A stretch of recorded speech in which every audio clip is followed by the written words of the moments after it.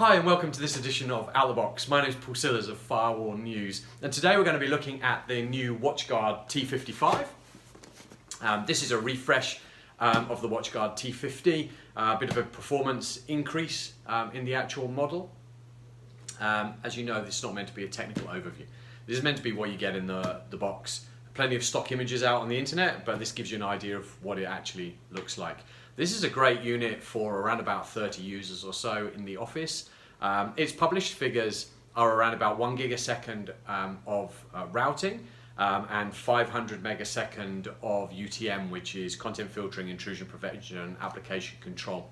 Now, in a real world environment, with varying packet sizes, media streaming going on, downloads, mail and all those type of things, we would probably suggest you'd be looking at a figure around about the 250 megasecond with all the services turned on. So a fantastic box to sit on a lower scale fiber connection or a good end DSL, or fiber to the node or NBN if you're here in Australia. So let's go on and have a look in what's in the box. So we'll open that up. You're going to get your get started guide, good, solid, straightforward, easy to use guide. I'm sure you'll probably put that to the end to start with. This is the unit itself, which I'll have a look at in a moment. And then in true WatchGuard fashion, you get all of your different power cables. So we'll just lift this up, all in the box. So you're going to get your American, you're going to get your UK, you're going to get your Australian, and you're going to get your European. So that's what you get in the box for those bits. Under the flaps in here we have one green network cable, probably around about 2 meters in length, and then over here you've got the power lug. So again, we'll open this up for you. Most of the vendors are starting to catch on to the fact that often these, even though they are tabletop or desktop shaped appliances, people still put these into the rack.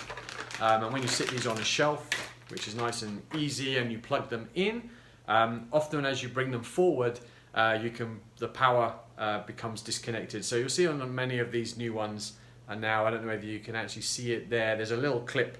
So as you've plugged this in here, it actually clips in place. So once your power is in, you can pull that forward without the power coming off that. So these boxes are side vented, so something to be thoughtful of if you are mounting it in a rack, just where your airflow is working. The box is plastic, metal on the bottom. No, it's even plastic on the bottom, sorry. Plastic all the way.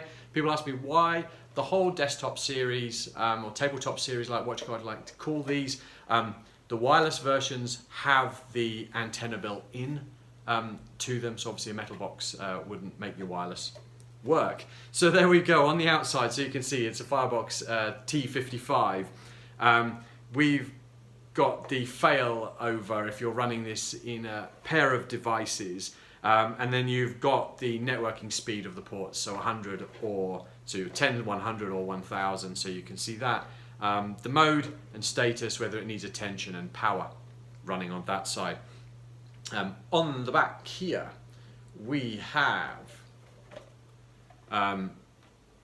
console port. You can do a level of configuration with the console port. We've got 2 USBs. These are often designed to have a USB 3G or 4G dongle on it. Personally, we would suggest that you use a router that has a SIM slot in it connected to this, so maybe a Draytech or a TP-Link or a D-Link router that's designed just to do the 3G, 4G, but has an Ethernet cable. Also the Netgear Nighthawk M1 is a great product. You can then take that Ethernet cable and plug it into one of your spare ports and configure it on here as a second WAN, and you can load balance between the two. So you could have this connected to your DSL or fiber, and then you could have 4G as failover. Those routers, because they've got a SIM slot in them, are designed to continuously work. Often those USB dongles need to be reset by pulling them in and out of the device, so it can give you issues. You can, on these WatchGuards, also just put a USB memory key in there and allow it to do backups to it. So it's multifunctional. We then have a 5-port switch, just counting that correctly. So you've got WAN in port 0, you've got the LAN in port 1. So you're going to have used at least the minimum of those two, and then you've got 3 other ports, with the 4th port on there being a PoE port. So it can power another access point, can power one of the WatchGuard access points like the AP320, 420 for example. You've got your reset switch there and your power on and off button. So really, that's a pretty quick look. Great product, fantastic value for money, and performance. This is stable, been around for years and years. WatchGuard have been around for years and years. They have a great reputation in the marketplace for stable devices. So that's a quick look at the new WatchGuard T55 tabletop firewall.